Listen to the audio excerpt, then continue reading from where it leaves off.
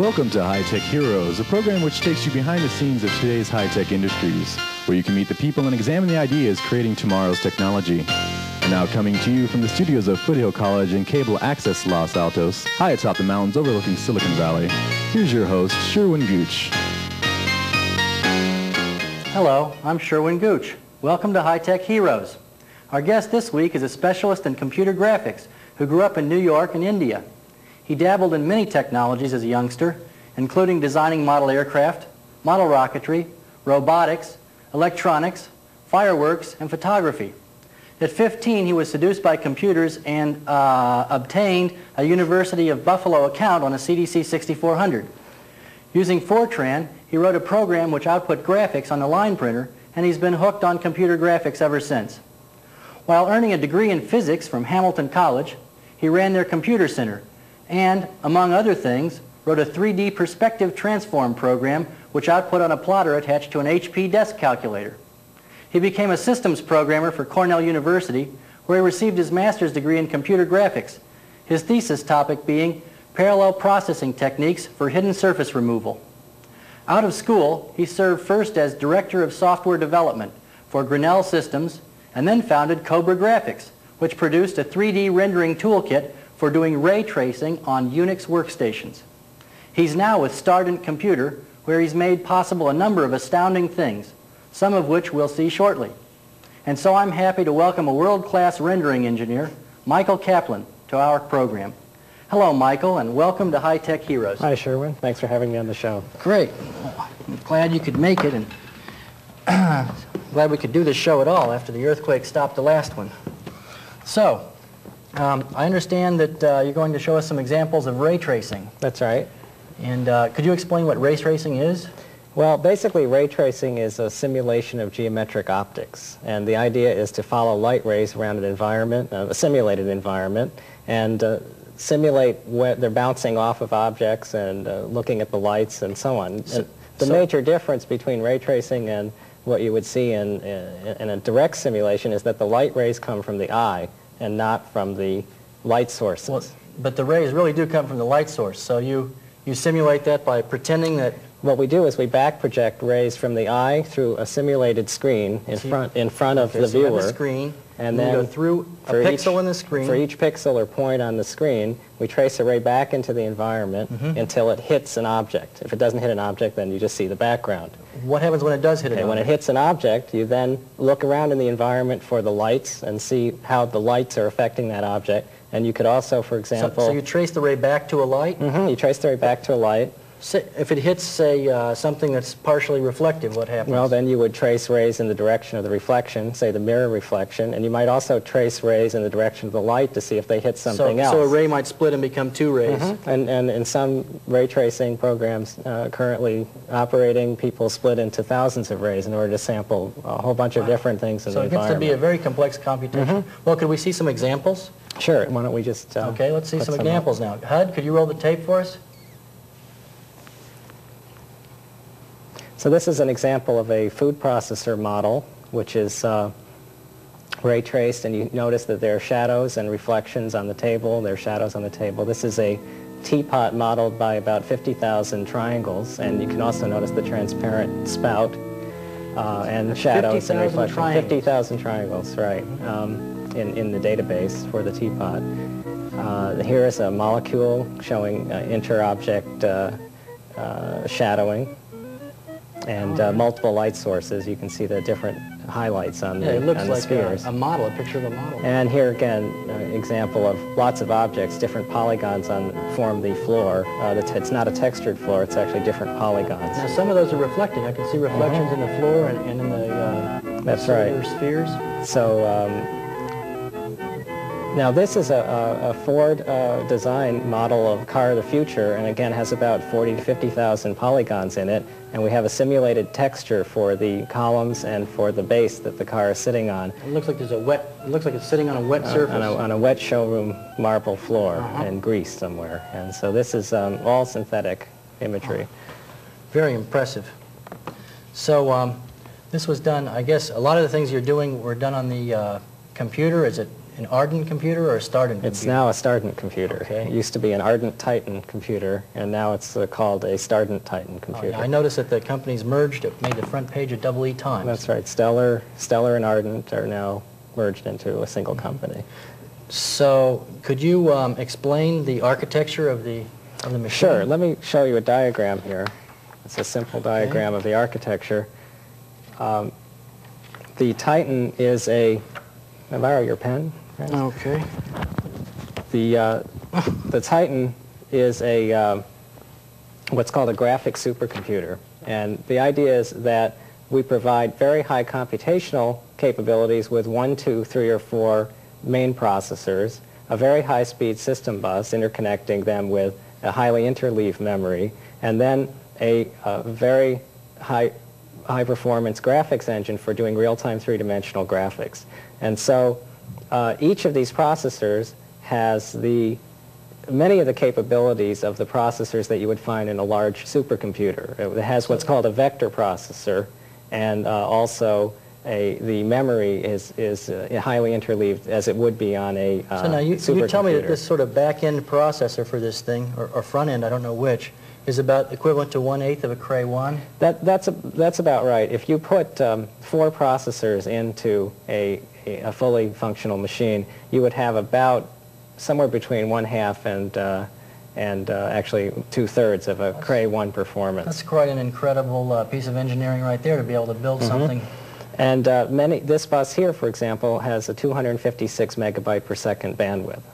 So if you compare that to an average workstation, which has maybe a 20 megabyte per second bandwidth, you can see that we're running a different kind of system. Now, what is it that you do special to be able to do graphics here? Well, the graphics processors have a very large amount of memory dedicated to keeping a high-resolution image on the screen, a high-resolution raster image of 1280 by 1024 pixels, each one of which can be any color, any one of 24-bit color.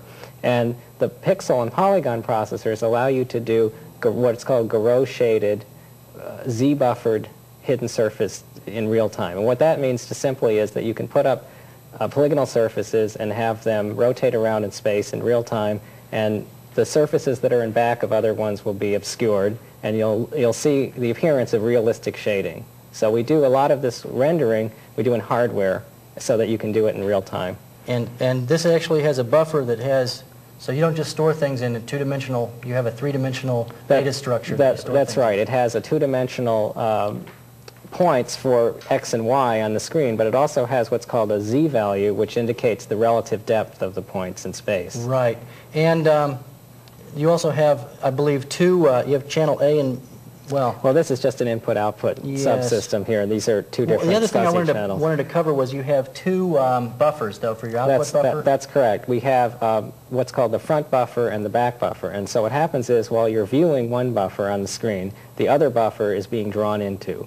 And as soon as you're done drawing the picture into the back buffer, you swap so it's the double sets of buffering. them. Right. And so what this does is gives you the image of smooth motion, even though one of them is being drawn into. You don't see it drawing while it's drawing. And I understand you brought along a number of demonstrations of this, and I guess we'll see those as soon as we watch this message.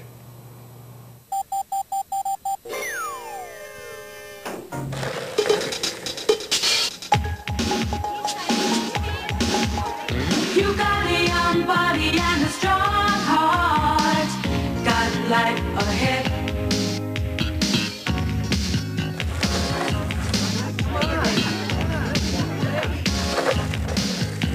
I wanted you to know how I feel about you.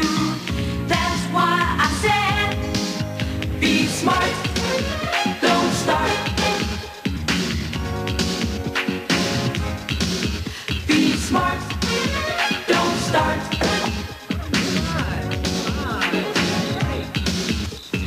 Drinking hurts. Want a drink?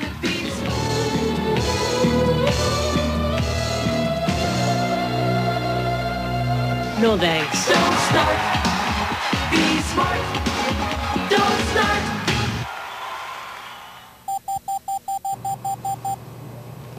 Welcome back to High Tech Heroes. Michael Kaplan with Stardent Computer is here, and he's demonstrating real-time graphics. computing to us. And the amazing thing about real-time graphics, when we shot the inserts for this show, I noticed that you could just twiddle the knobs of your beside your computer and stuff would amazingly correct.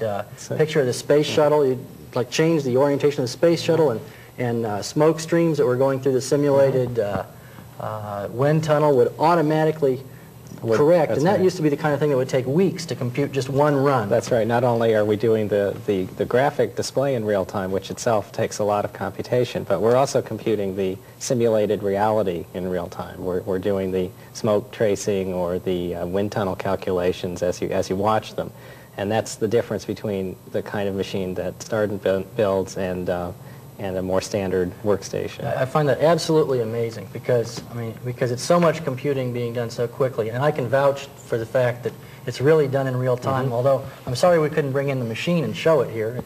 It's only about this big, you know. So it seems to me we could have brought it in, but well, your boss didn't want us to, I guess. Right.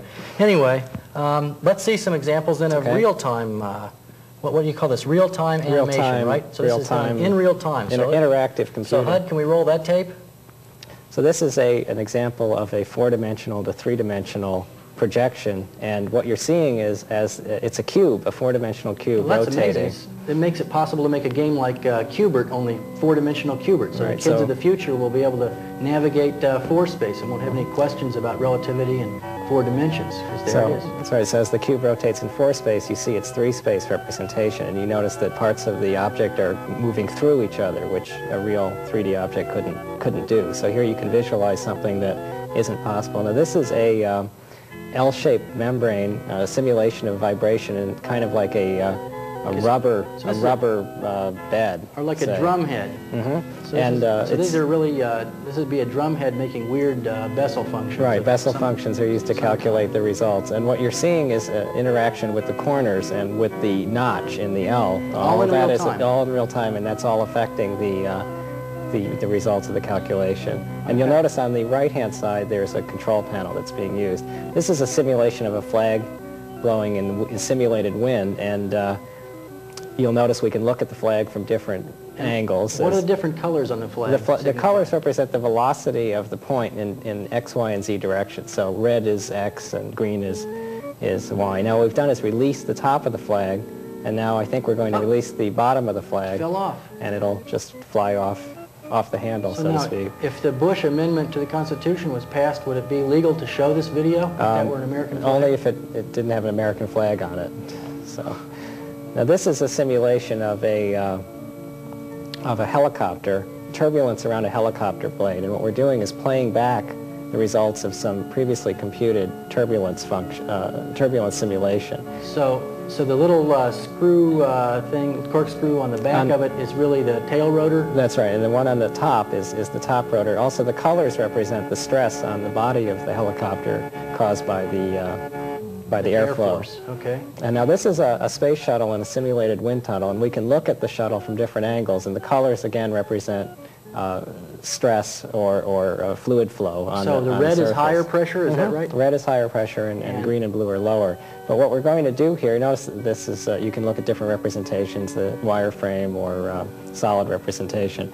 But one thing we can do here that's quite interesting is we can rotate the object in the wind tunnel and see how the stresses change in real time. So you'll notice that we have red on the side now because it's facing into the wind, and now we're going. This is not a good way to land a space shuttle.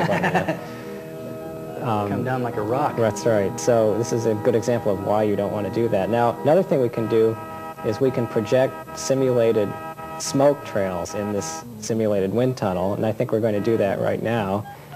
You'll notice them being traced through the wind tunnel. Again, this computation is going on as we watch. This is not a kind of a pre-recorded or stop frame tape. It is taking it a few frames. I see it jump, jump, jump. So this is a fairly complex calculation involving a lot of floating point computation. And now once you've computed that, we can animate the smoke trails and then watch them move around the wings of the space shuttle to get a better idea of the turbulence or vorticity that you might get when it's coming in at that particular angle. And you can do things like turn off the object and just look at the smoke trails and so on, and zoom up on it.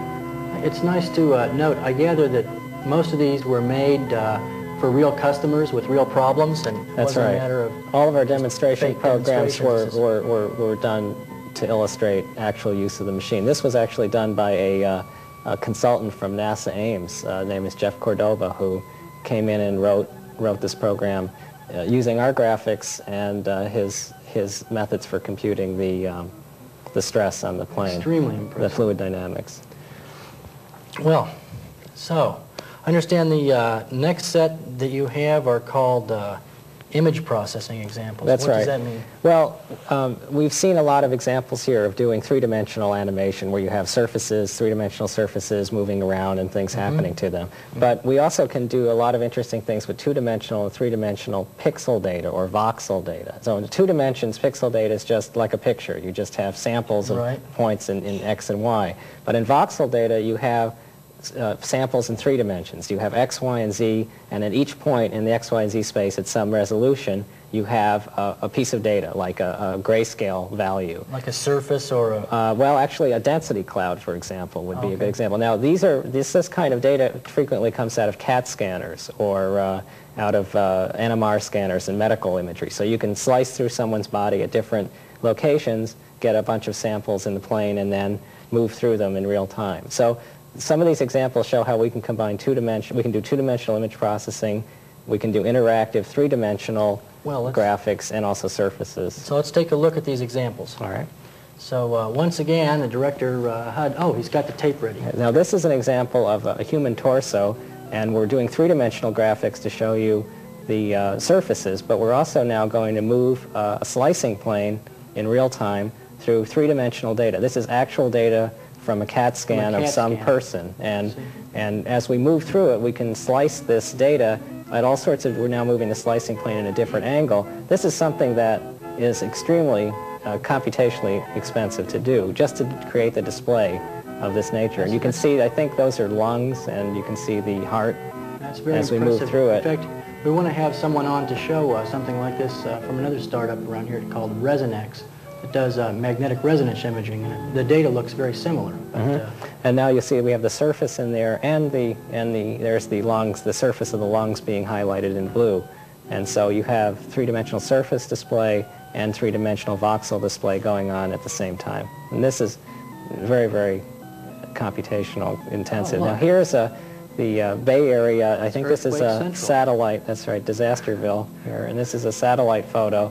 What we're doing is moving around the image in real time, and there's the fault. There's the San Andreas that's right. fault. And I think what we're going to do is zoom up on the Stanford Linear Accelerator, which is a nice feature that you can. There's the Dumbarton Bridge, and oh, there I see. Yeah, there's. Now we're zooming up Slack, on Slack, and which you means can see that just down to the southeast a little bit is where we're in the studio right now.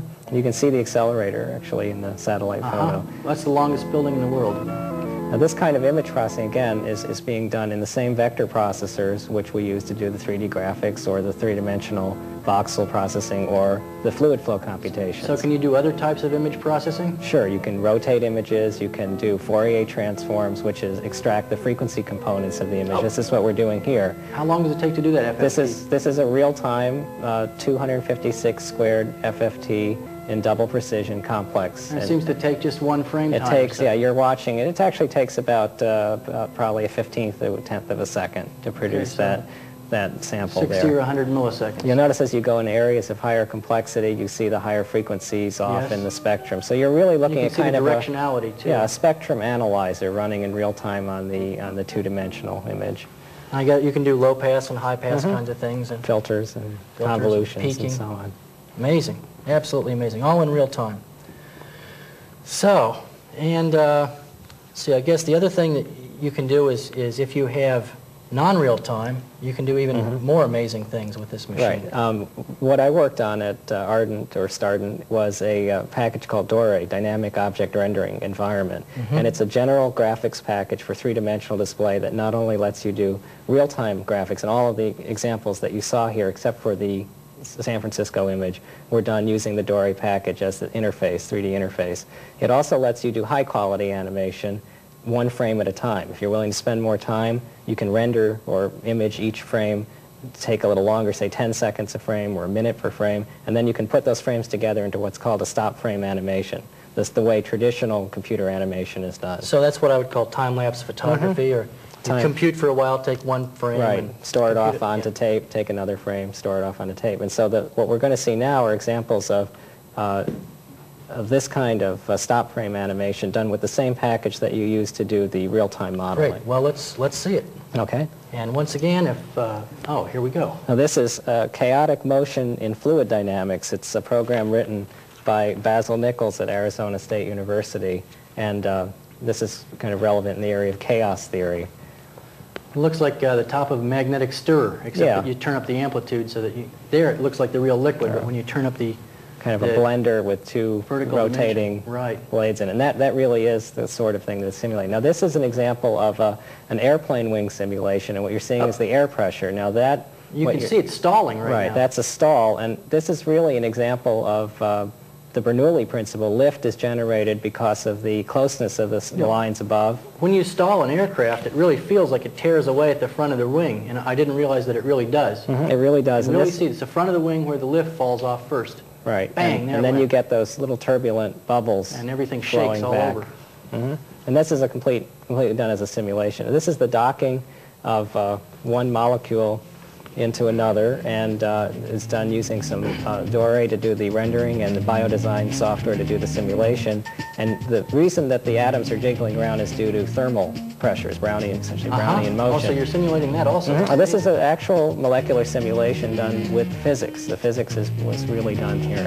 And there's an example of the completely docked. This is a stick model for the big molecule, and the tiny docked molecule. So that you can get a better feel for how the smaller molecule fit in there. Now what we have here is kind of a roller coaster ride down what's called a cytochrome C molecule. And what we're going to do is lock onto one of the strands. You notice the different atomic colors. So this is like a very long chain molecule of some kind.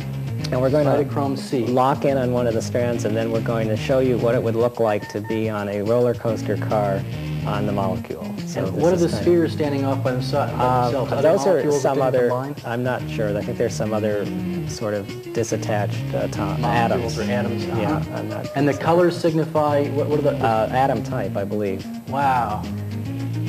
So here we are, and they're going to be building this ride down in Santa Cruz. Each type of atom has a color assigned to it, and this is a cluster of atoms. Right, and you can preview this on the screen, not quite at the speed that you're seeing here, but the same software that generates this film was also generating the real-time graphics that you saw before. This is really amazing. So it's not too hard to make these animations. I like this animation. It's artistic. It's exciting too. This was done by someone called Mark Benzel at Starden, as one of our chemistry experts. So we're riding this from one end to the other. This molecule. Wow. So it's a long molecule. It's a long molecule. I'm not sure what the scientific value of the ride is, but it's just nice. It's great video. How long did it take to simulate this? I think this took probably about half an hour to compute all the frames for it. Not too much, about 5 seconds per. And how long does it take for somebody to code a program like that? Oh, this program, using the package that we developed, would only take about 100 lines of code or something of that nature. Oh, really? Yeah, it's very, very easy. Incredible. Maybe it might be 500 lines. And this is the toolbox approach like you did before? Right. We have an advanced set of graphics tools that let the user not worry about how the rendering and the display is done, and only worry about their data. The most amazing set of graphics tools I've ever seen. At the end. Oh, thank you. Amazing. Absolutely amazing. So, I guess the one thing that I wanted to ask you about is how you do hidden surfaces here, because hidden lines and hidden surfaces have typically taken tremendous amounts of computing power. Well, we break the process down into two segments. We do a lot of computation in the main vector units for the transformation of objects from 3-space into projections in the screen. But when we project them on the screen, we also keep this Z, or depth component, that I talked about earlier. Okay, so you have this three-dimensional now or data structure. Right, we call it a 2.5D. We have a three-dimensional data structure which we project into a 2.5-dimensional data structure, as if from the point of view of the eye. And if something is, from the point of view of the eye, so if something is behind something, and this right, then its Z value will be greater. than it will be greater, okay. greater than the one in front of it. So then the lowest value is displayed. Is the only one that you display. Right. So what we do is we then send these, we then break the object down into polygons. We send these polygons down to this graphics processor, and the graphics processor does, on a pixel by pixel basis, a calculation for what's in front and what's in back. And if you're in back, it throws out the sample, and if it's in front, it replaces the sample. And it keeps track of the depth value at each pixel. So you actually have not only a million sample values, colors on the screen, but you also have a million depth values that are stored along with the And you image. have to change that whole data structure when you rotate That's the object? right. Every time you rotate, every time you saw the object rotating in real time, it was recomputing all of the projections. So it's doing a linear transform on every single... They're not pixels anymore. No. You call them what? Polygons. No, it's doing a transformation of the polygons, and it's reprojecting them, redrawing them, and recomputing at each point the frontmost surface. And that's all going on as we watch. As you watch, that's right. That's absolutely amazing. I think we computed once that just doing the hidden surface takes about 500 MIPS of computation to get that kind of So I guess with any luck, performance. kids of the future will have these kind of toys to play with in another 10 or 15 years. Sure, it'll be in your home computer in 5 years. Well, great. Well, thanks so much for coming, Michael. And Thank you. I'd like to have you back sometime. All right. Tune in next time for High Tech Heroes.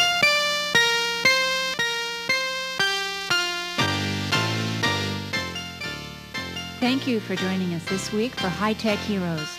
Be sure to tune in again next week when we will bring you more entertaining information about the people and ideas behind the scenes in high-tech energy. And now, this is your announcer, Maggie Bullock, wishing you the best of luck and a pleasant week. Ciao.